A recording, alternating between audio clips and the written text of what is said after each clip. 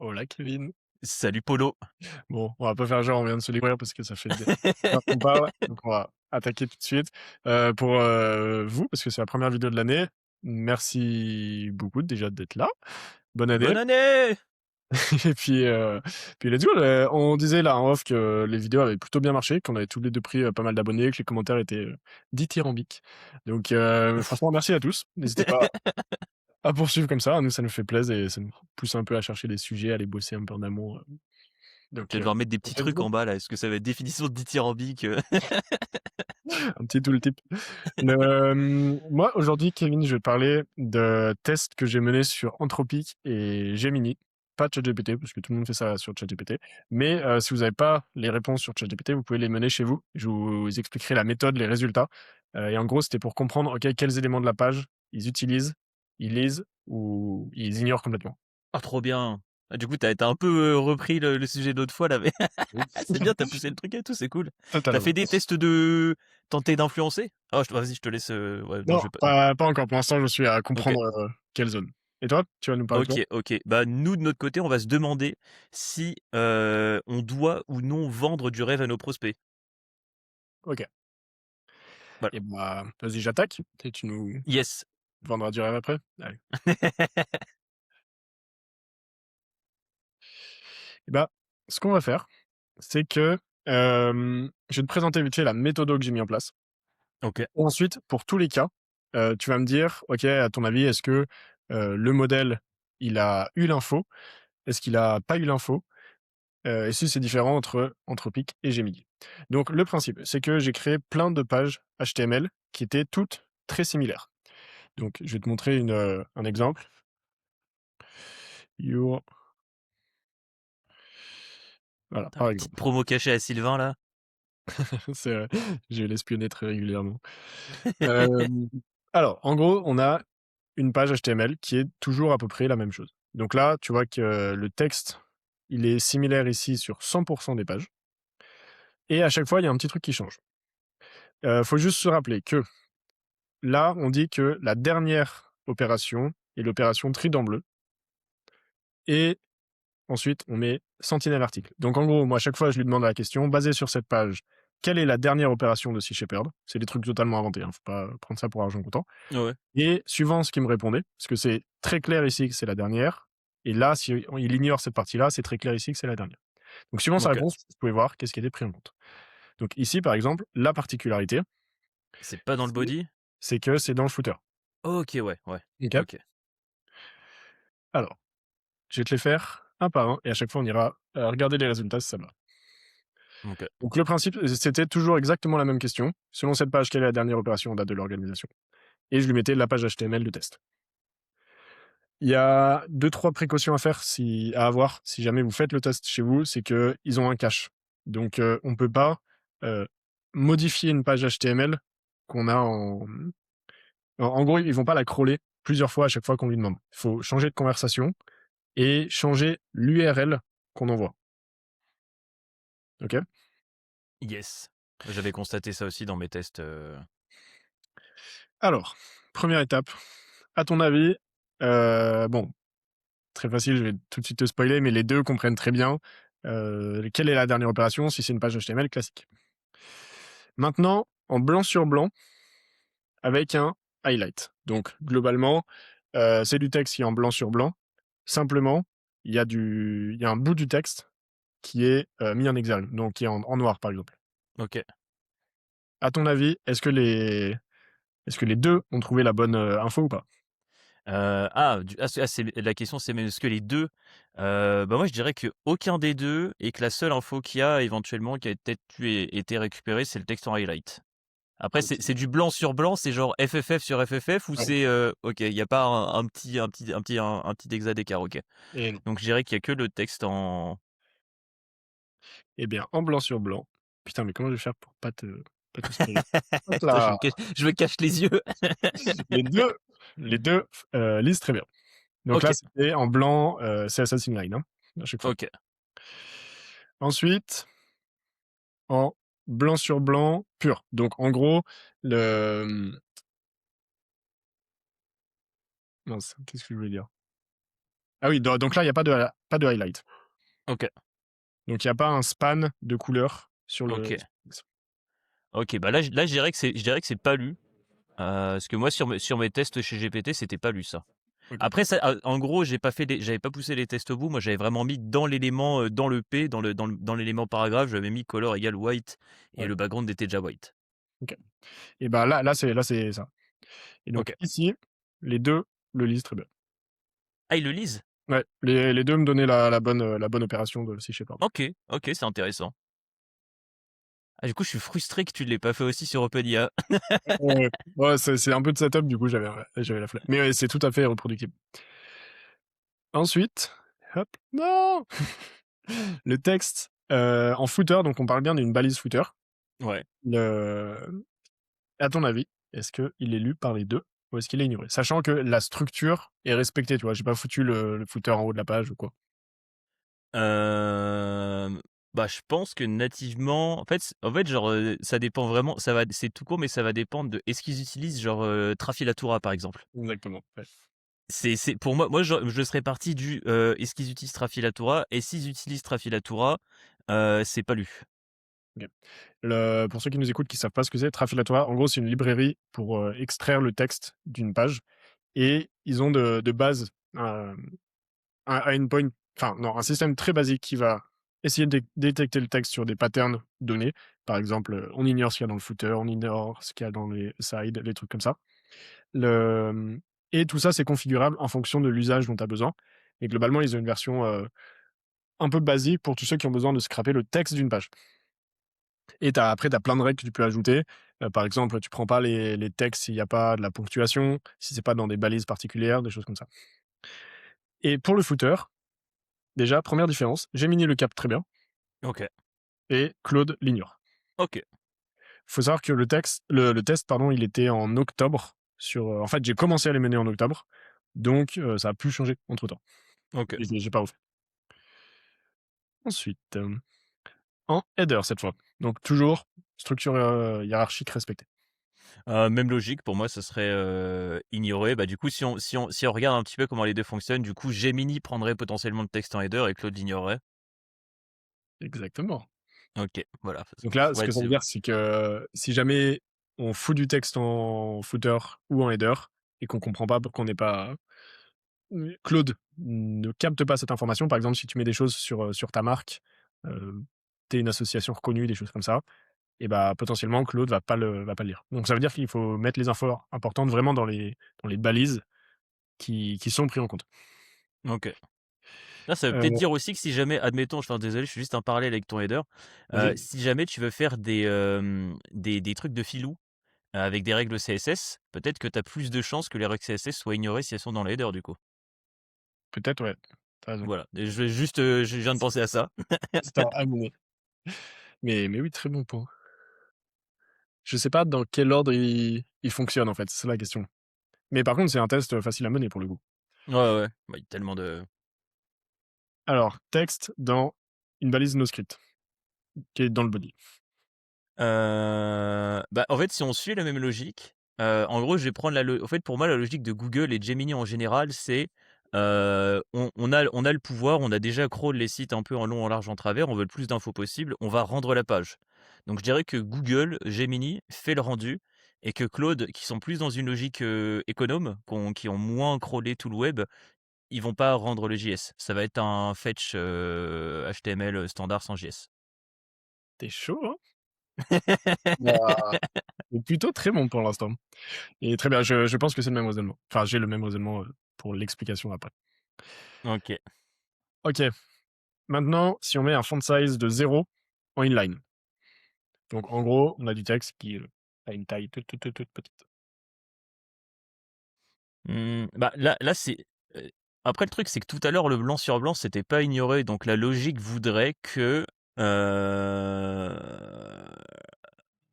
c'est 0 pixel quand même. Moi, j'aurais tendance à dire que les 2 l'ignorent, parce que c'est vraiment très, comment dire? C'est très flagrant, mais je sais pas, je dirais que les 2 l'ignorent là. Et OK, ah non, les 2 l'ont. OK. les 2 longs. Mais c'est rigolo, ça veut peut-être dire qu'en gros, tu sais, dans les checks qu'il y a pour checker si un texte est, lisible, peut-être qu'il y a un texte il y a un test sur le contraste, mais pas sur la taille. Mais ça Ouais, paraît étonnant quand même. ça paraît étonnant, mais du coup, c'est une info potentiellement actionnable si tu veux mettre des trucs, Mmh mh. que les utilisateurs sont pas censés voir. Par contre, bah, du 0 pixel potentiellement pour Google, c'est un coup de bâton donc Ouais, ouais, ouais, ouais, ouais. faut Ouais, faire voilà, ouais, c'est faut faire, gaffe avec le briquet. et les ensuite donc tu parlais du JS rendering tout à l'heure. Est-ce que si on charge un texte en JS après le chargement de la page, est-ce qu'il y en a qui le voient ou pas? Bah, encore une fois, je dirais, Gemini prend et pas Claude. Les Ah, 2. ignorer, ignorer, OK, Ouais, donc le rendering, on va dire qu'il est très basique et partiel, OK. d'après ce test en tout cas. Tac. Le texte en alt d'une balise qui est morte. Donc l'URL de l'image, elle est en 404. Je me permets une précision, Ouais. pour enfin de demander juste une question de précision pour le test que tu as fait juste avant. C'est quand tu dis après rendering, enfin après chargement, c'est quoi? C'est après le idle, le texte il est chargé, donc c'est tu te rappelles à quel moment tu l'as chargé? Juste pour, C'était document unload. OK, OK, ouais, ouais, ouais, je pense que ça vient de là du coup, mais je pense que si ça avait été pendant le char si en gros ça avait été pendant le chargement de la page, peut-être qu'on n'aurait pas eu ça. Mmh, peut-être, ouais. Nouveau test, à mener. Mais C'est très ça, bon. ouais, je pense qu'il y a ce délire-là où en gros, moi le test que j'aurais fait, c'est que j'aurais une partie du texte qui était dans un fichier JS externe et où c'est normal dans le rendu de la page d'afficher ce texte-là, en fait. Mmh, ouais et bah, à faire. Ouais, il y a tellement de à chaque fois on chope 10 tests à faire en plus. Le, du coup, mon image morte avec une balise alt qui du coup, devrait être utilisée. Heu, ah! Bah, je pense que les 2 le prennent parce que le but d'une balise alt, c'est pour les non-voyants de comprendre ce qui se passe sur la page de base, mais c'est aussi de te donner le contexte de ce qu'on avait ici quand c'est cassé, donc je pense que les 2 le prennent. Donc pour toi, il vérifie si l'image est cassée avant? Ou il attend dans tous les cas? Pour alors, bah, en fait, le truc, c'est que tu as commencé directement avec une image morte. Tu aurais dû me mettre peut-être, est-ce qu'on check la balise alt avant et enfin, mais bref, du coup, je te dirais en fait, moi, si jamais il y a aussi, image non morte, dans les 2 cas, je dirais le la balise alt, elle est checkée et OK, voilà. Donc moi, je dirais dans les 2 cas, la balise alt est checkée parce que c'est censé quand même apporter pas mal de contexte. OK OK. et bah, du coup, tu es pas loin, mais a priori Gemini, semble l'ignorer. Attends, Gemini l'ignore? Ah OK, donc Gemini check si l'image est morte et si jamais elle est morte, il prend ah, c'est grave intéressant.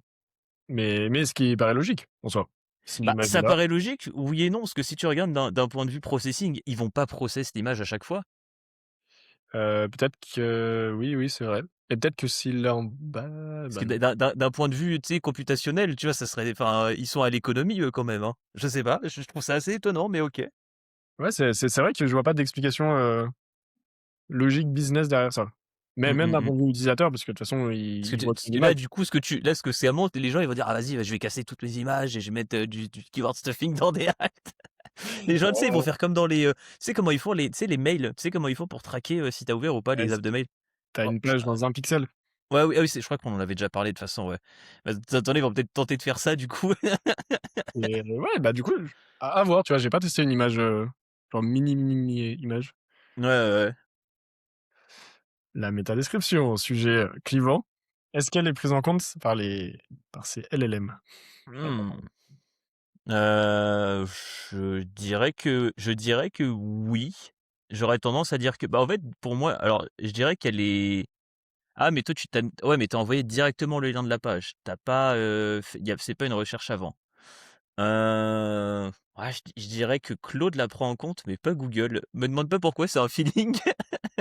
Ah non, les 2 la prennent pas en compte. Ouais, les 2 OK. l'ignorent et l'ignorent, Ouais, bien. je pense qu'ils sont dans le délire, c'est pour eux, c'est à la même enfin, sur la lecture d'une page, c'est la même valeur que la balise, keyword, tu sais, méta keyword à l'ancienne. Pour eux, ça doit avoir la même Ouais. valeur, en mode oui, enfin, vous nous racontez ce que vous voulez, de toute façon ici, Oui, mais puis enfin, en fait, tu racontes ce que tu veux dans n'importe quelle balise, donc c'est marrant Oui, qu'ils non, mais c'est décident, sûr, mais c'est juste que, bah, on prend l'exemple de la méta keyword, ça, c'est vraiment c'est le truc qui a été enfin, vraiment, de base, c'était juste pour aider à trouver un document et c'est devenu n'importe quoi, donc c'est vrai. Alors les data attributes, donc j'ai juste mis un data text, et ensuite le texte en mode, bah, la dernière opération est l'opération Trident bleu. OK. Heu Si on suit la logique de la métadescription, ça serait, ignorer aussi du coup? Ignorer. OK, OK. Well done! Tu chaud. Et les commentaires HTML. Non, ça, je pense que c'est ignorer ça. Je pense que c'est full ignorer ça. C'est full ignoré. Non, parce que vraiment moi j'ai vraiment cette idée que la manière dont sont récupérés ces textes-là, c'est vraiment c'est tu pas on donne pas le HTML en entier au LLM, c'est tu vraiment une sorte de back qui, dont la mission c'est de fetch l'URL et de récupérer de fetch l'URL et de récupérer juste le contenu texte. Genre vraiment tu as soit un traffilatora ou quoi que ce soit qui est là, qui fait filtre entre les 2, ça récupère le contenu et ça donne le contenu texte à la fin quoi. Donc Et du coup, dans cette optique-là, un display none. Mmh. Display none. Bah, alors moi je dirais que c'est pris en compte parce que dans le display none, tu as cet aspect,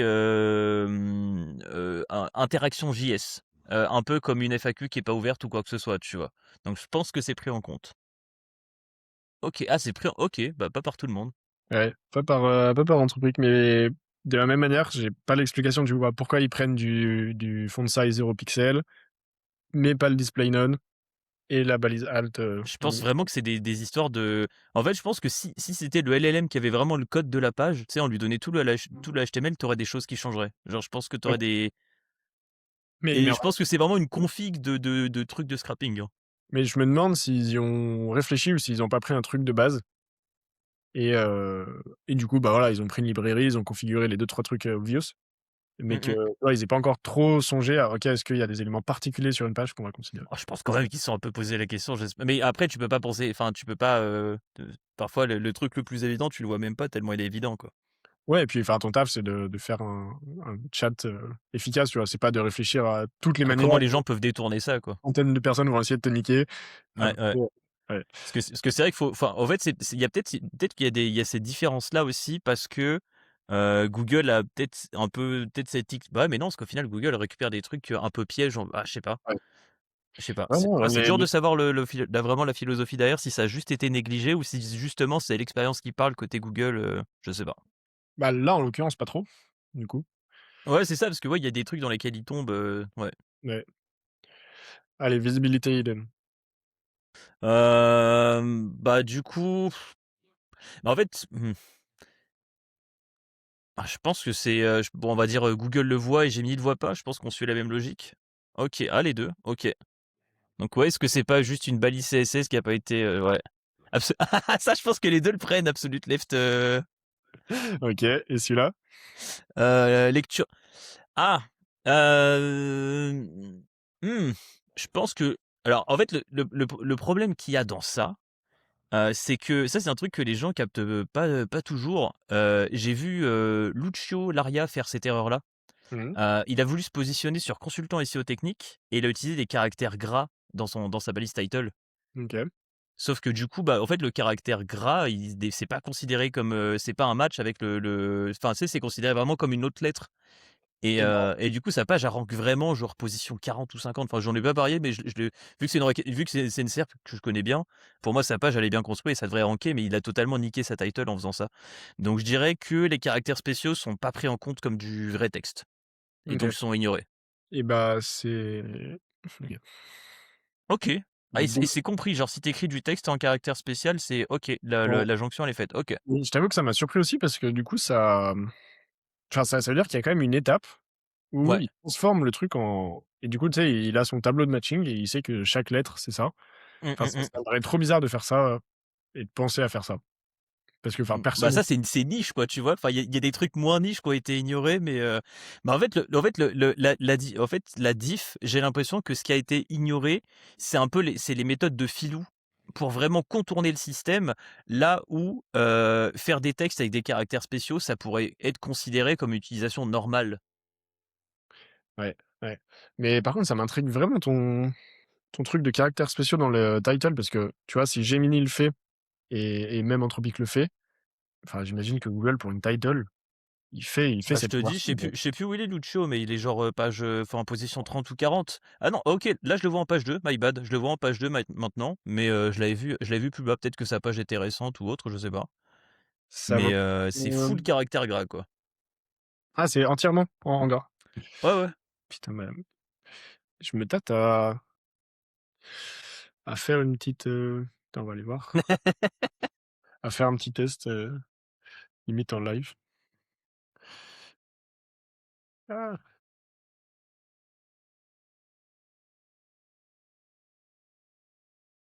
Ah, tu vas regarder si tu as des trucs en gras sur une console quelque part, Non, ou pouvoir faire le test directement, enfin, on config le test et puis comme ça, au prochain épisode,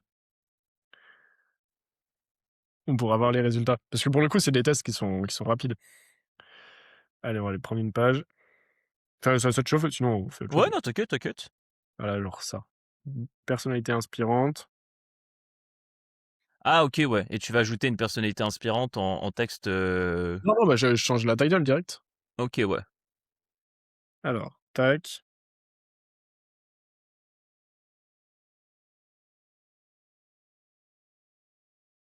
On va se connecter, je sais plus ce que c'est, c'est peut-être un truc tout con. Non, ça aurait été bien.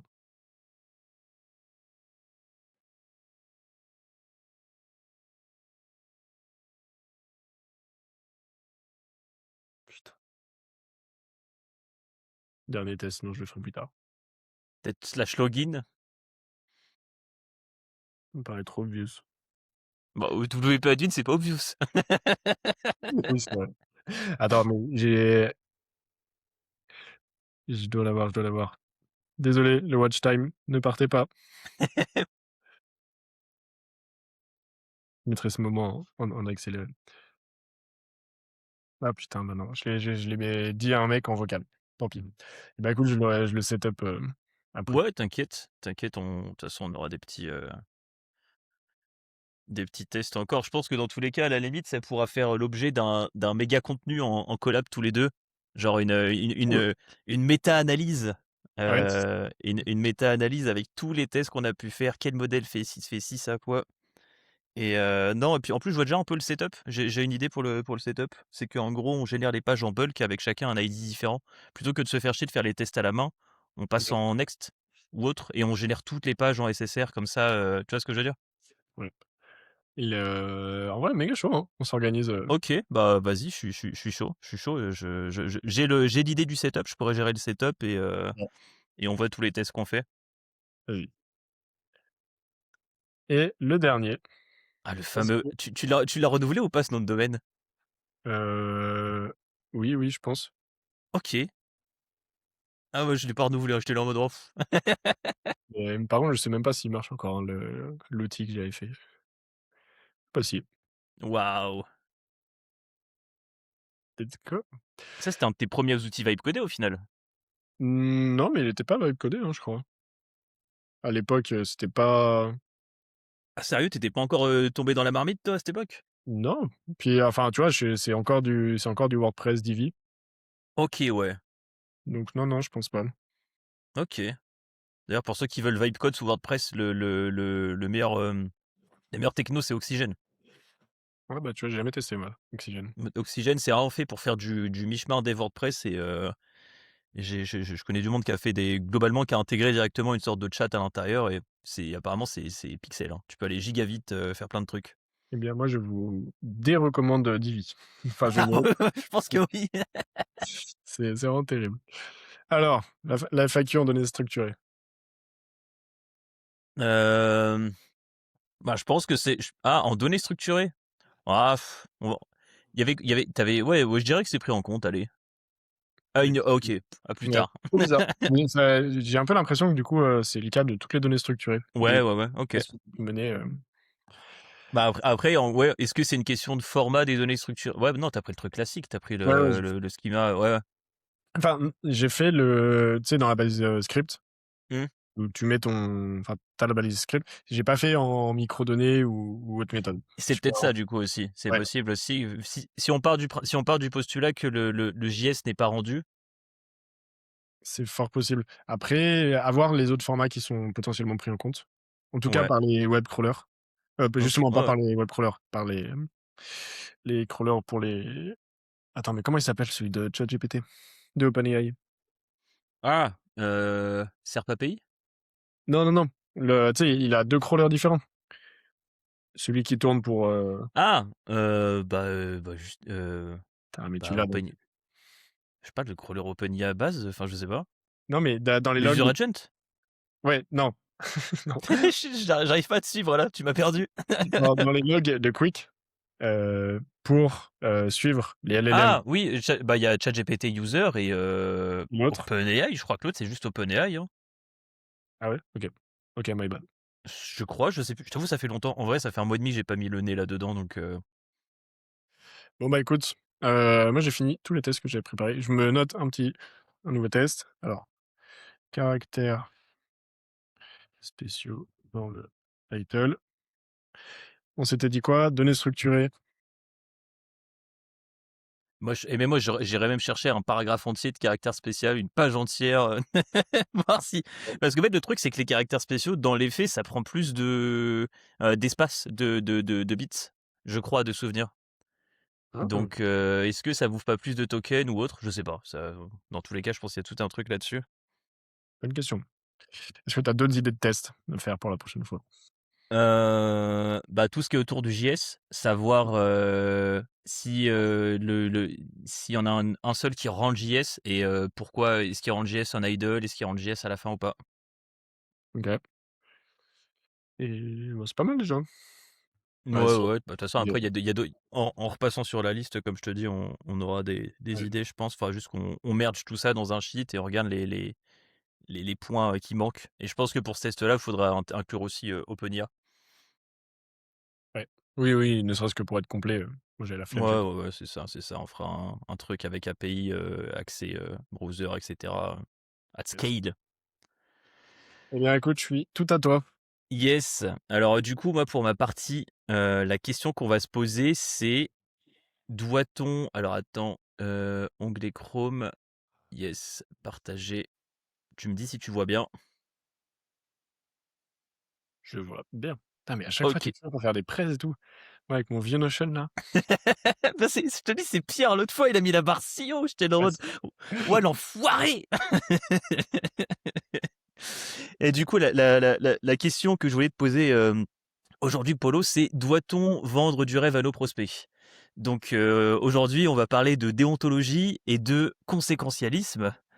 Et ah, je sens les vidéos du précepteur qui reviennent. Une petite pour le dernier mois là.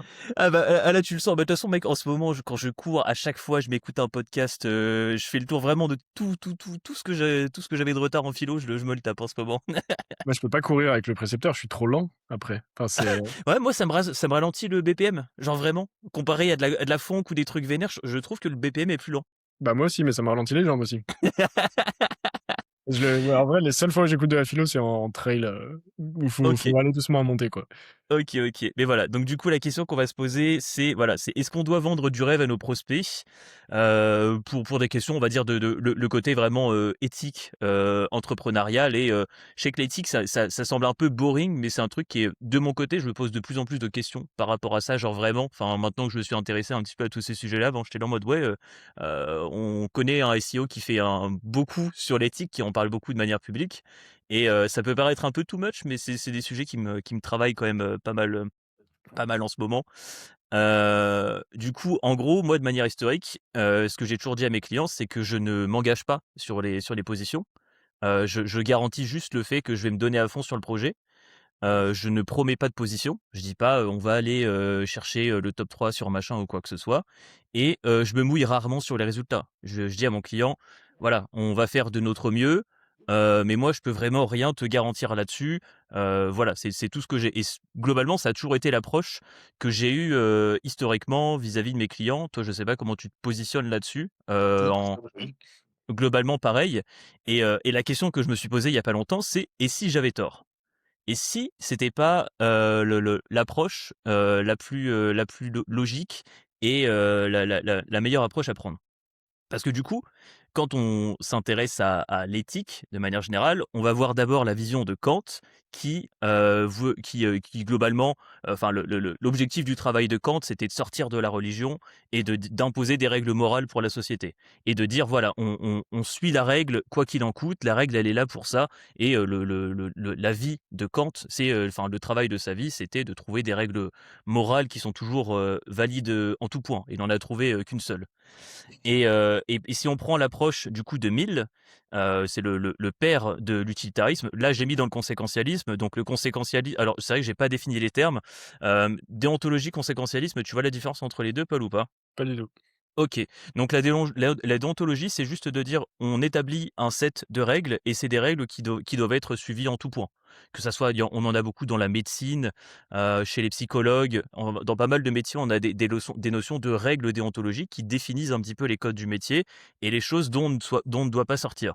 Donc si tu as une approche déontologique, c'est tu dis: «J'ai des règles, je vais les suivre, ce qui est en dehors des règles, c'est le mal, ce qui est dans les règles, c'est le bien» et basta, on va dire entre guillemets. Alors que, le conséquentialisme, c'est je vais faire des choses en fonction de l'output que va nous donner ces choses-là. Donc, si on pense d'un point de vue utilitariste, c'est on va prendre des décisions pour maximiser le bien-être collectif. Et le conséquentialisme, c'est un peu sur la même branche, c'est voilà, je choisis l'action qui apporte le plus de bien, le plus de bénéfices, qu'elle soit considérée morale ou non. Si on prend un exemple débile, mentir, enfin si on est, chez Kant, mentir c'est mal. Par contre, mentir pour, protéger, des juifs, dans les années 40, c'est bien. Tu vois? Genre si on c'est la les règles morales sont pas toujours vraies. Il y a des moments où il faut casser les règles morales pour faire quelque chose de bien. Donc c'est là où on prend un petit peu plus l'approche, conséquentialiste et utilitariste. Et du coup, la question que je me posais, c'est par rapport à ces 2 règles-là, toi, où est-ce que tu considères que tu te situes aujourd'hui, Paul? Est-ce que tu es plus dans une approche, conséquentialiste ou dans une approche plus, déontologique de vis-à-vis de tes clients? Je dirais bien plus conséquentialiste. OK, ouais, mais du coup, tu vois, c'est un petit peu différent par rapport à ce qu'on a vu au tout début. Au tout début, tu me disais: «Ouais, j'aurais tendance à juste m'engager sur les résultats». Et moi, je vais faire un parallèle avec une expérience, personnelle. Janvier de l'année dernière, du coup, janvier 2025, je me suis fait opérer de la colonne vertébrale et quand j'ai eu mes rendez-vous avec, la c'est pas une vraie radio de ma colonne vertébrale, hein, c'est juste une illustration, mais globalement, c'est ce que j'avais. J'avais un truc qui me poussait le bas de la colonne vertébrale et bref et ça faisait mal et en gros, j'ai eu plusieurs rendez-vous avec une chirurgienne. Et la chirurgienne, quand j'ai eu les rendez-vous avec elle, me disait: «Vous risquez de perdre l'usage de vos jambes, vous allez certainement vous allez peut-être avoir des complications, signez cette décharge». Rien de plus, rien de moins. C'est-à-dire que vraiment dans les yeux, elle me disait juste: «Globalement, il y a une chance sur 2 que vous marchiez plus. Je peux pas garantir que ça se passe bien et il y aura peut-être des complications». C'est tout ce que j'ai eu dans le rendez-vous, rien de plus et ce que ça a fait en fait, c'est que, entre le moment où j'ai eu ce rendez-vous fin décembre et mon opération, j'ai angoissé pendant 3 semaines. Un peu plus de 3 semaines. Il y a eu 3 semaines où vraiment, j'étais en stress. Avant, j'avais pas cette peur-là. Avant, je me disais: «Bon, voilà, c'est un truc un peu lourd et cetera». Dès que j'ai eu ce rendez-vous, je me disais: «Waouh!» où c'était parti loin. Vraiment, on était en mode, si je termine ma vie en fauteuil roulant et cetera, tu vois? C'était vraiment il y avait, tout ce truc-là qui s'est bâti pendant 3 semaines et le truc, du coup, ici, c'est que, en gros, la chirurgienne, elle a eu une approche déontologique. Elle m'a juste dit la vérité telle qu'elle est. Elle s'est couverte en me faisant signer une décharge, mais rien de plus. On est vraiment parti dans quelque chose de j'applique la règle telle qu'elle est, je fais ce que je dois faire et basta. Et dans mon circuit médical, j'ai aussi rencontré des infirmières. Et l'approche des infirmières, elle a été globalement très différente. Les infirmières m'ont dit sur ce type d'opération-là, on a un très bon taux de réussite. Globalement, j'avais vu que c'était à peu près 90 de réussite, genre on se débarrasse du problème, il y a plus de soucis derrière et vous avez une bonne récupération, vous êtes jeune, ça va bien se passer. Donc du coup, on est plus sur un discours, rassurant où on s'en fiche d'être vraiment déontologue, mais on est vraiment dans mon objectif, c'est que le patient aille bien et c'est assez marrant parce qu'en fait, nous, en Europe, globalement, on donne une très grosse place à la déontologie. Alors que, au Royaume-Uni et aux États-Unis, c'est beaucoup plus fréquent d'enjoliver la réalité ou de mentir un petit peu juste pour que le patient se sente mieux. Donc on a une approche qui est un petit peu plus conséquentialiste du métier, médical, on va dire. Et ça se ressent en fait, même dans l'approche au final marketing. En France, on va beaucoup plus enfin en France et en Europe en général, on va faire beaucoup plus attention à dire la vérité. Aux States, on va te vendre du rêve. On va être là en mode: «Ouais, t'inquiète, tu vas faire ça, ça, ça» et cetera, tu vois? Et c'est ce qui fait que de manière générale, niveau marketing, le marque enfin les boîtes américaines ont tendance, je trouve, à s'en sortir un petit peu mieux convaincre les clients et cetera avec cette approche où on va un petit peu plus vendre du rêve et bah, en fait, moi, ce sont ces infirmières-là, au final, qui ont réussi un petit peu à tempérer tout ça. Beaucoup m'ont dit: «Non, mais vous inquiétez pas, la chirurgienne, elle vous l'a pas dit, mais globalement, elle dit ça pour se couvrir, mais il y a vous craignez rien». Toutes les infirmières me disaient, en gros: «Vous avez rien à craindre, ça va bien se passer, pas besoin de stresser et tout». Et c'est un peu un paradoxe parce que du coup, on sait que du stress avant une opération, ça a des effets sur l'opération en elle-même. Ça va avoir des effets sur la guérison. Tout à l'heure, on parlait de méta-analyse. Tu as eu des méta-analyses sur le sujet qui expliquent que, si jamais tu, stresses avant l'opération, tu auras besoin de plus d'anesthésie, plus de médoc, tu vas avoir plus de problèmes post-opératoires et ton réveil va être globalement, allongé. Donc c'est une étude qui date de 2024. Donc ça veut dire que dans les faits, ça serait mieux de mentir au patient, en fait. Ça serait une meilleure approche que de mentir au patient plutôt que de lui dire, juste la vérité toute nue et de se couvrir soi-même. Donc du coup, dans les faits, la déontologie, le respect de la déontologie, ça nuit à ma santé. T'inquiète, on arrive bientôt au SEO. Ah non, mais je vois très bien le parallèle avec le SEO du coup. Mmh. Et toi, du coup, Paul, est-ce que tu as juste ce type de situation-là, du coup, où vraiment tu as été face à une médecine un petit peu froide, en mode, toi, t'as juste envie que le médecin ou le praticien ou qui que ce soit, c'est un médecin ou ça peut être autre chose, une autre profession, mais il va juste te dire la vérité, il va se couvrir, mais il va pas chercher à te rassurer. T'as déjà un truc un peu comme ça? Ouais, mais pas moi personnellement. En gros, mon père a eu un gros accident de parapente Ouais, et ils l'ont fait du coup, il a dû être opéré d'urgence, pour être sauvé et en gros, ils lui ont dit les risques de manière, froide: «Bah, voilà, vous avez une chance sur 2 de mourir si on vous opère maintenant». Le problème, c'est que lui, il était sous 15 grammes de morphine et donc il a rien compris à ce qu'on lui disait et du coup, a posteriori, il nous a dit: «Mais moi, j'étais convaincu qu'on m'avait dit: "J'ai 50 de récupérer mes jambes, 50 de chance de récupérer mes jambes"». Et du coup, il a dit: «Oui, sans souci». Et nous, en fait, quand OK. on a été prévenus, le le, il était déjà sur la table d'opération et donc en fait, il avait déjà accepté, pas du tout en connaissance de cause. On lui avait bien juste dit les OK, règles ouais.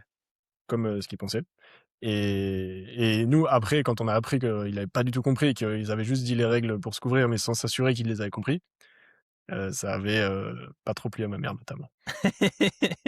Non, mais voilà, c'est ça, tu as cet aspect-là. Après, justement, dans ce cas-là, à la limite, j'ai envie de dire que c'est limite mieux parce qu'au final, vous auriez peut-être pas fait l'opération et il serait peut-être resté dans un état, pire. On sait pas, tu vois? Oui, Mais, ouais, là justement, moi il y a c'est un peu cet aspect-là que je trouve dommage, c'est que voilà, on va chercher juste à couvrir je vais l'aborder juste après. Mais, en gros, c'est ce qu'on appelle c'est ce que, Illich appelait, la bureaucratie défensive. C'est en fait quand un système va mettre en place des règles pour se défendre lui et voilà, ça c'est une citation qui est prise, donc: «La médecine institutionnelle est devenue une menace pour la santé». Donc tu vraiment cet aspect où le côté institution, donc il écrit tout un bouquin là-dessus, ça s'appelle Némésis médicale et il décrit, en quoi le système médical, protège l'institution et pas le patient. Et on est vraiment au final, on c'est un peu on marche sur la tête, hein, pour lui. Lui, c'était vraiment le travail de sa vie. Il a fait des dizaines de conférences là-dessus. C'est ultra intéressant son DAF et du coup, bah, moi, dans mon cas de figure, la chirurgienne, elle a donné 100 priorité au cadre légal, mais pas aux conséquences sur la santé du patient. Moi, dans le cas précis, on était voilà, juste je me couvre, je veux pas de problème et je m'en fiche. Et du coup, nous, en tant que, SEO, quand on dit: «Je m'engage sur les moyens et pas sur les fins», est-ce que c'est pas une forme de bureaucratie défensive? ouais, Est-ce que c'est directement. pas une manière de se dire: «OK, moi tout ce que je veux, c'est pas avoir de problème par la suite, donc je te voilà, je vais faire ce que je peux, mais derrière, voilà, tu peux pas venir me le reprocher derrière». Donc du coup, est-ce qu'il y a pas un petit peu cette question où, ça peut avoir des effets un petit peu néfastes. Si on regarde les effets de cette posture, globalement, tu vas avoir des clients qui vont être moins investis, entre un client à qui tu vas vendre du rêve, tu vas dire: «On va tout casser, on va tout démonter et tout», versus, moi je m'engage juste sur mon travail, pas sur les résultats. Tu as certains clients qui vont juste être moins investis. Ils vont se dire: «Bon, bah, voilà, OK, bon, bah, on fait le SEO parce qu'il faut faire le SEO», mais ils y croient pas, spécialement. Ces clients, ils vont moins investir leurs équipes aussi. Ils vont mettre leurs équipes un petit peu en retrait, peut-être déployer moins de moyens et mettre un petit peu ça au second plan. On va avoir une prophétie autorisatrice négative, c'est-à-dire que, vu que on reste en retrait, bah, en fait, c'est le fait qu'on reste en retrait qui fait qu'on va avoir moins de résultats. Ce qui est un peu débile. Peut-être qu'avec le même client, si tout le monde était resté moins en retrait, on aurait eu des meilleurs résultats et du coup, on cherche via cette posture-là à sécuriser le cadre, mais on va perdre l'engagement côté client et du coup, est-ce que toi, c'est déjà un truc que tu as vu où, chez tes clients, tu sais, est-ce que tu as un moment où peut-être un client à qui tu as été un peu plus, vendeur de rêve et tu as constaté en y pensant là, tu as plus vendu du rêve et tu as constaté qu'il était plus engagé versus, tu te couvres juste et tu vois que le client, il est un peu plus en retrait? Ouais, bah, je l'avais pas rationalisé comme ça sur le moment, mais là, c'est assez clair. Enfin, où il y en a où des requêtes me semblent très concurrentielles et du coup, je dis: «Bah, ceux-là, c'est probablement pas trop». Alors que d'autres clients sur des requêtes qui semblaient très concurrentielles, j'ai dit: «Bah, c'est pas pour tout de suite, pour l'instant, on va ça, mais ensuite on ira sur celle-ci quand le site aura pris un peu de patate». Bah, le second a eu et je l'ai encore en client, c'est toujours des bien, bien, bien meilleurs résultats que le premier. Mais aussi parce que, bah, le client, du coup, il est plus stressé, il te questionne plus et toi, bah, c'est du temps que tu passes sur, à répondre à ses questions et à Mmh mh. répondre à ses inquiétudes et pas sur son projet. Et quand il faut sortir la carte de crédit pour aller acheter des backlinks ou quoi, bah, c'est toujours un peu plus long, ça prend une semaine de plus. Quand il faut implémenter, bah, vu qu'il est pas certain des résultats, bah, c'est un peu plus long aussi à implémenter, à Mmh mh. publier le contenu. Enfin, mais oui, tu as raison et enfin, je suis tout à fait d'accord et aligné avec la partie autoréalisatrice, de de ton diagnostic.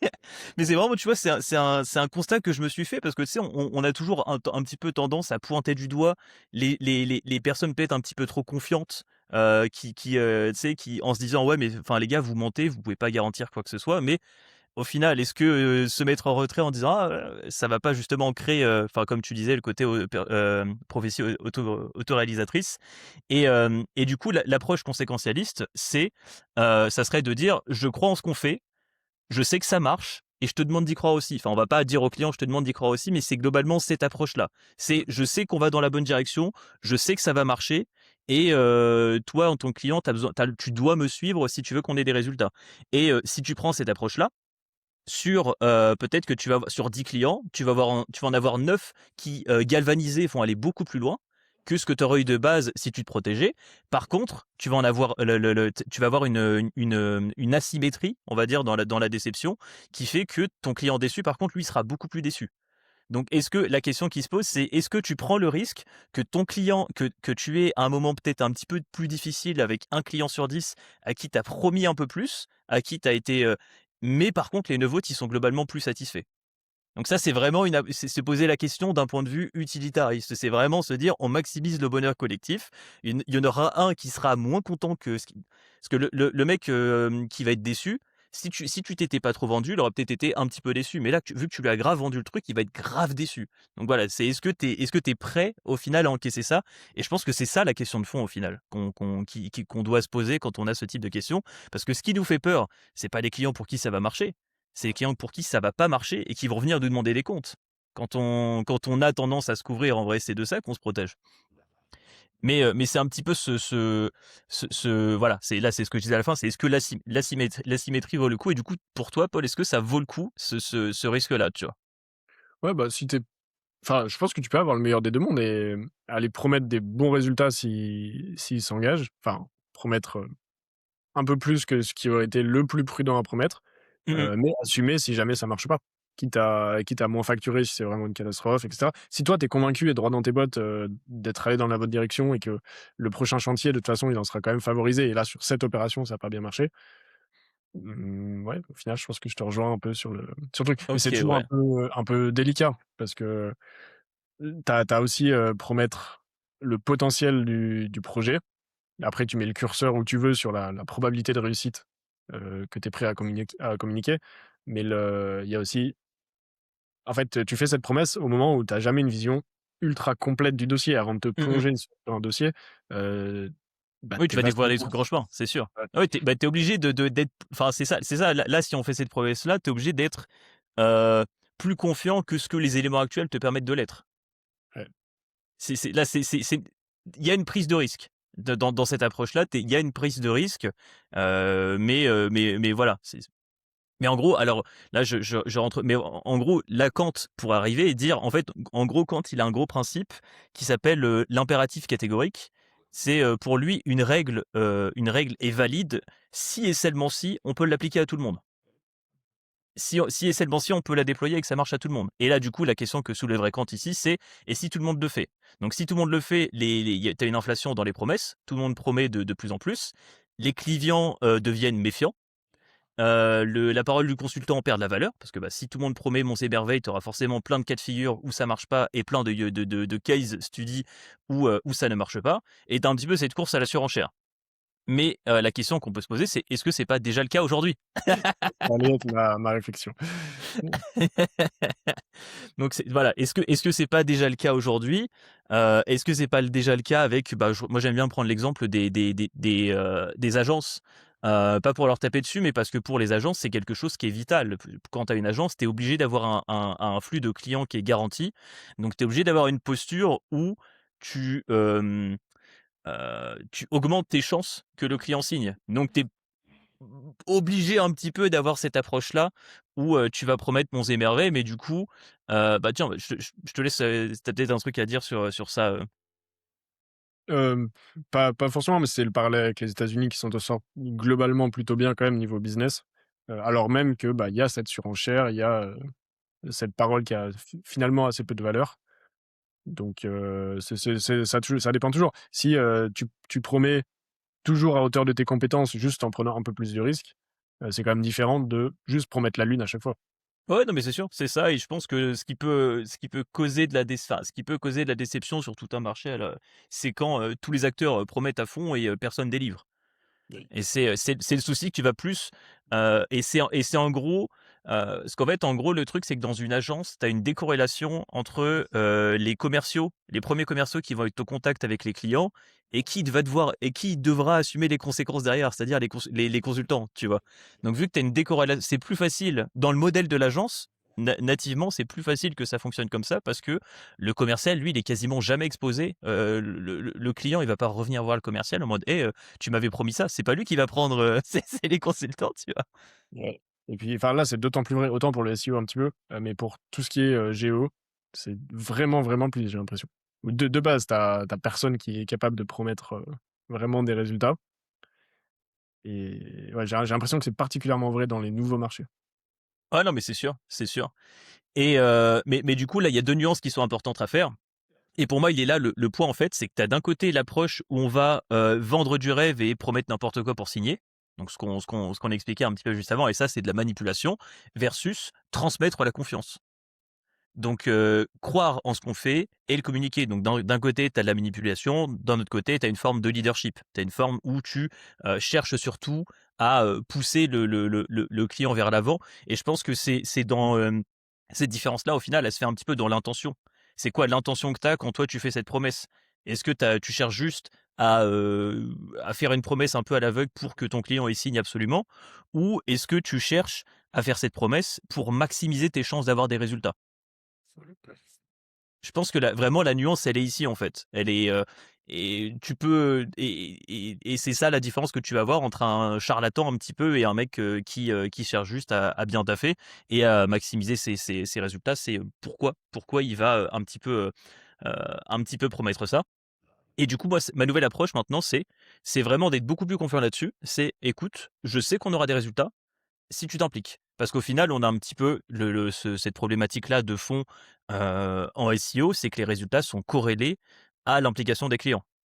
Si ton client ne s'implique pas, malheureusement, enfin, je pense que tu as déjà eu des dossiers où, il y avait plein de trucs à faire, mais derrière tu as pas le budget, le client il a jamais le temps, ou il veut jamais faire, ou alors, moi le pire que j'ai vu, c'est, un client que j'ai suivi quand j'étais en agence. Pendant 6 mois, on a créé une vingtaine de contenus, on n'a jamais vu les contenus publiés. À chaque fois, il y avait des retouches.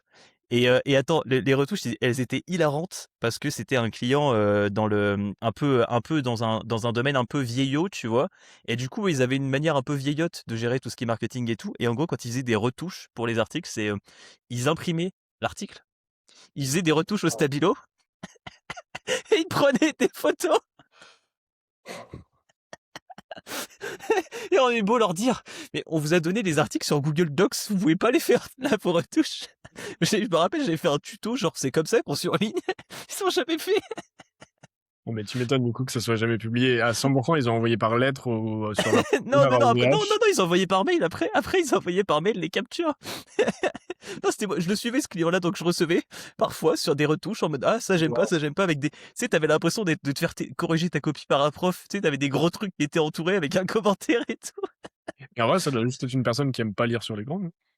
Je sais pas. Je pense que c'est quelqu'un qui était peut-être pas spécialement doué avec la technologie, mais du coup, voilà, t'as ce côté où quand t'as un peu une différence entre l'implication qui serait nécessaire de la part du client versus ce qu'il te propose, bah, parfois, voilà, si le client s'implique pas, même si t'as la meilleure stratégie du monde, les meilleurs recos et tout, il y aura pas de résultat. Donc c'est vraiment, moi, c'est vraiment le truc que je mets par contre derrière. Je sais qu'on aura des résultats si tu t'impliques. Donc si tu t'impliques, ça veut dire si tu acceptes qu'on passe 2 heures sur Meet à revoir une page sur son UX, à espionner vraiment chez les concurrents, machin, et pas juste, parce qu'au final, tu as certains clients, je pense que pareil, ça tu connais, tu as certains clients qui veulent que tu fasses ta magie noire de ton côté, et juste une fois par mois, tu leur présentes les résultats, et c'est tout. Sauf que tout le monde ne connaît pas les niches, tout le monde ne connaît pas les besoins des clients. Moi, je sais que là, j'ai un client dans les compléments alimentaires. Bah, j'ai besoin de savoir c'est quoi les problématiques de ces clients en fait. J'ai besoin de savoir c'est quoi les problématiques, les questions qui sont posées au SAV et toutes ces choses-là pour savoir est-ce qu'on n'a pas un nouveau produit ou je pense que bah, dans les compléments alimentaires, c'est ça qui est souvent rigolo, c'est que tu peux avoir une base de produits, mais ta base de produits en fonction des groupes que tu fais, ça peut devenir une nouvelle catégorie, répondre à des nouveaux besoins. Sans ajouter de produits au catalogue, tu peux viser une nouvelle intention parce que tu as regroupé les produits d'une manière un petit peu différente. Ouais. Et moi, c'est un des sujets que j'ai, bah, là, c'est mon sujet de janvier avec ce client-là, c'est reprendre tous ces produits et voir les gaps en termes d'intention et de catégories qu'on pourrait avoir par rapport aux produits qu'il a en déjà existants et ensuite voir les gaps de produits par rapport à la concurrence. Parce que bah, ce client-là, pour le coup, ce client-là est vraiment open. Il m'a dit, enfin, en gros, il m'a dit s'il nous manque une molécule ou autre et qu'on sait qu'il y a du potentiel, on peut la mettre en production, on peut l'acheter. Enfin, ils ont leurs propres usines, hein, mais vraiment, ils sont assez open là-dessus, donc ça, c'est cool, tu vois. Ça, c'est vraiment un client qui est impliqué, ça fait plaisir. Sur leur propre usine. Il y en a pas 15 en France, hein. Ouais, il y en a pas des masses, mais ils ont leur, après, je pense que usine, je pense qu'il y a, de souvenirs, eux, ils importent, des composants et ils ont du conditionnement. Eux, ils font du conditionnement et dans leur conditionnement, ils peuvent regrouper plusieurs, molécules. Enfin, je sais pas exactement comment ça se passe, mais voilà, quoi. Mais par contre, c'est fait en France, tout ça, quoi. OK, OK. Bah, je C'est suis pas non curieux. plus, je pense que tu le connais pas, on pourra en parler en off, mais je pense que tu le OK. connais pas. Ça reste, je pense, un acteur un petit peu moins gros que les plus gros qu'on connaît, mais qui est en gain de puissance en ce moment. Mmh. Et en gros, bah, ce que je mets à chaque fois, enfin, ce que je mets, depuis que j'ai eu cette réalisation-là, ce que je mets en avant quand je fais, mes rendez-vous, c'est que j'explique que, bah, j'ai de l'expérience, en fait. Donc je peux un petit peu garantir qu'on a des résultats si jamais on s'applique. Il y a aucune raison qu'on n'ait pas de résultats. Que le SEO, c'est des expériences, c'est une somme d'expériences et c'est des itérations. Donc toi, tu as déjà mené plein d'expériences sur tes autres clients et au final, quand tu vas tester les strats, ça marche pas, on teste autre chose, on teste autre chose. Moi, c'est un petit peu comme ça que je présente le SEO aujourd'hui, c'est que je dis: «Bah, moi, je viens juste mener des expériences avec toi. L'avantage que j'ai, c'est que j'en ai déjà mené plein, donc je pense que globalement, on va assez vite mettre le doigt sur ce qui marche chez toi». Mais c'est ça en vrai, personne n'a la recette magique, personne sait d'avance ce qui va marcher et ce qui fait la différence entre un bon et un mauvais SEO, c'est celui qui a déjà eu l'occasion de tester, plein de choses et en vrai, bah, tu as ce côté où les résultats de manière générale vont être proportionnels au risque. C'est dans certaines mesures, tu vas avoir justement si on pousse ça jusqu'à fond, tu vas avoir la logique, Black Hat. Bon ça je ne rentrerai, jamais dedans, mais tu un petit peu ce côté-là. Mais tac tac, bon ça c'était un peu un peu boring et ça, c'était boring aussi. Désolé, c'était la fin, mais j'aurais plus La voulu, conclusion boring. dis-moi? Non, la conclusion boring. Non, mais non, c'est, quand même intéressant, moi, je trouve, au contraire, Et là-dessus. du coup, est-ce que toi, ouais, voilà, est-ce que tu as des réflexions à partager là-dessus? Est-ce que tu penses que ça peut avoir un impact sur comment tu vends tes prestations, aujourd'hui, et pourquoi tu les vends d'une telle ou d'une telle manière? Hem, non, pas vraiment, peut-être dans le discours que je vais tenir, avec, OK. des éléments de langage et peut-être un peu plus, réfléchir à la rhétorique que toi tu as employée, typiquement parler de ses expériences, de ses test and learn et cetera. Des réflexes que parfois j'ai pas, mais, après je suis pas trop dans une optique de vendre plus de prestats, actuellement, Oui, non, mais oui, oui, j'entends bien et par contre je sais pas si je suis d'accord avec le fait que ce soit proportionnel avec les risques pris parce que j'ai plus l'impression que bon, peut-être un risque financier parce que toi tu risque alors oui, quand je dis risque, c'est financier et de temps engagé aussi. OK, parce que, pas en risque pour le site, tu vois? J'ai pas l'impression Non, que non, non, non, non, ouais, non, non, c'est juste que voilà, tu as plusieurs, prismes sous lesquels tu peux interpréter risque. Donc tu as le risque, de la sécurité, de la réputation du site, on va dire, tu vois? Par exemple. Mais tu vas aussi avoir le risque, qui est pris par le client. C'est-à-dire que, toi, tu vas dire à ton client: «Écoute, tu vas risquer avec moi de me donner, 10 heures de ton temps par mois pour, m'aider à ce qu'on ait plus de résultats». OK, dans ce cas, je suis d'accord. OK. Trop bien! Faudrait qu'on invite, ce petit team, un de ces 4. Bah, ouais, non, je pense que le sujet pourrait l'intéresser parce que lui, vraiment, il fait souvent des parallèles un petit peu avec, la religion et cetera. Moi, j'en suis pas jusque là et d'ailleurs, je sais pas si Tim a un point de vue sur Kant, hein, parce que de base, les travaux de Kant, c'était justement, hem, se sortir de la religion, hein, retirer, l'emprise de la religion, c'était ça, hein, l'époque des Lumières, hein. C'était: «OK, c'est bon, vous nous avez fait chier pendant des années avec vos dieux et tout, là, on sort un petit peu de ça et on met un peu de logique derrière tout ce qui se passe, mais Mais je me rappelle de quand il y avait une partie qui m'avait vraiment marqué et qui était, dans bah, du coup, dans sa définition de la morale. En gros, si tu devais résumer ça à une question, c'était, bah, OK, si tout le monde faisait ça, ouais, est-ce que le monde il est plus désirable ou pas? Et je sais que ça, c'était quelque chose que j'avais lu, ouais, mais il y a ouais, très c'est ça, bah, longtemps. c'est l'impératif catégorique, ouais. J'ai vraiment intégré, tu vois? Souvent, je fais un truc et je me dis: «OK, si tout le monde fait ça, pas top». Et du coup, est-ce que tu sais c'est quoi là, ce qu'il en au final le travail de Kant de toute sa vie, hein, c'était de trouver des règles morales qui sont valables en tout temps. Est-ce que tu sais c'est laquelle il a gardé, quelle parmi toutes ces règles, celle qui a été le moins réfutée par la suite? Parce qu'au final la philo, c'est un peu comme la science, hein, tu vas avoir des thèses et ça va être réfuté par la suite. Et bah, j'y connais rien, mais si je devais mettre une pièce, moi j'aime bien celle-là, de la seule règle morale qui peut prévaloir, c'est celle qui peut s'appliquer à tout le monde. OK, ouais, mais ça, c'est plus une méthode de mesure de la règle morale. Donc c'est vrai. Bon, bah, j'ai pas alors.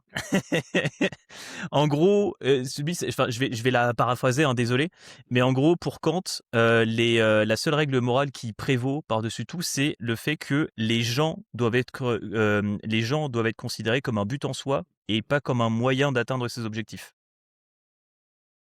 OK. On en est très loin. Donc voilà, si tu, voilà. Elle sonne mieux en anglais, mais je trouve qu'elle est quand même assez puissante et moi, je sais que je suis pas mal dans ce délire-là. Genre vraiment mon but, c'est d'avoir des interactions avec des gens et je suis moins, dans une approche, on va dire, bah, j'ai eu le débat il y a pas longtemps avec, Elliot là-dessus, hein. Mais sur un de ses posts où j'expliquais que, bah, Musk, lui niveau moralité, enfin c'est, je vais marcher, je vais écraser autant de têtes que je veux pour arriver au sommet. Ça je pourrais pas. Ça vraiment je pourrais pas du tout, je préfère avoir une réussite qui est moindre, mais le faire plus pour, tisser des relations, on va dire. Mmh. Bah, écoute, plein de matière à penser. Cool, si on raccroche d'ici 50 secondes, on aura fait un épisode de moins d'une heure. Incroyable, ouais. Le 1er depuis, une longue série. Et bah, écoute, moi j'ai rien à ajouter. OK, bah, ça va, ça me va aussi. Bah, écoute, merci beaucoup et puis, on se tient au jeu pour les tests, SEO Yes, pour la suite. merci à toi aussi. Ciao, Allez, ciao. ciao, ciao. Hem, Tant que j'y pense, petit message de fin? Vas-y, vas-y Kevin, je l'ai fait à chaque fois. De quoi? Le message de fin d'au revoir? Ah, salut, abonnez-vous, hein. parce qu'on aime bien les abonnés. Non, en vrai, abonnez-vous et dites-nous si ça vous a plu, parce que là, moi, je suis un peu parti en steak, hein, peut-être que vous allez, de toute façon, on verra le watch time, hein, si tout le monde se barre, dès que c'est mon passage. Mais en vrai, je suis chaud de savoir si, ce type de réflexion, ça vous intéresse, parce que moi, ça me passionne beaucoup en ce moment, donc voilà. Partagez-nous vos réactions en commentaire et on se retrouve au prochain podcast. Ouais, c'est ça. On est preneur de toutes vos idées de thématiques. Allez, au revoir à tous. Ciao.